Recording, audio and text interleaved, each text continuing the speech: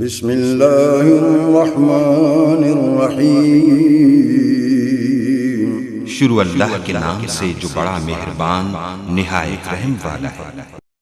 قُلْنَا اهْبِطُوا مِنْهَا جَمِيعًا فَإِمَّا يَأْتِيَنَّكُمْ مِنِّي هُدًى فَمَنْ تَبِعَ هُدَايَ فَلَا خَوْفٌ عَلَيْهِمْ وَلَا هُمْ يَحْزَنُونَ۔ ہم نے کہا تم سب یہاں سے چلے جاؤ، جب کبھی تمہارے پاس میری ہدایت پہنچے تو اس کی تابعداری کرنے والوں پر کوئی خوف و غم نہیں۔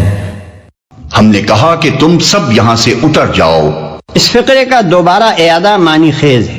اوپر کے فقرے میں یہ بتایا گیا ہے کہ آدم نے توبہ کی اور اللہ نے قبول کر لی۔ اس کے معنی یہ ہوئے کہ آدم اپنی نافرمانی پر عذاب کے مستحق نہ رہے۔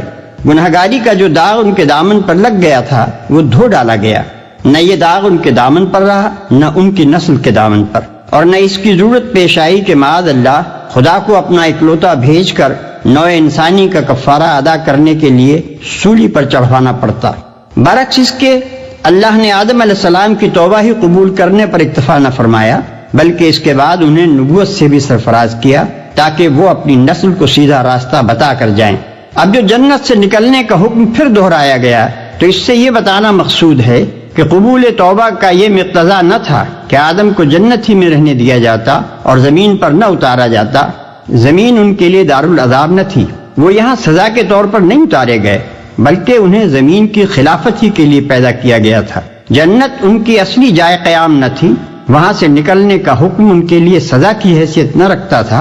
اصل تجویز تو ان کو زمین ہی پر اتارنے کی تھی، البتہ اس سے پہلے ان کو اس امتحان کی غرض سے جنت میں رکھا گیا تھا جس کا ذکر اوپر حاشیہ نمبر 48 میں کیا جا چکا ہے۔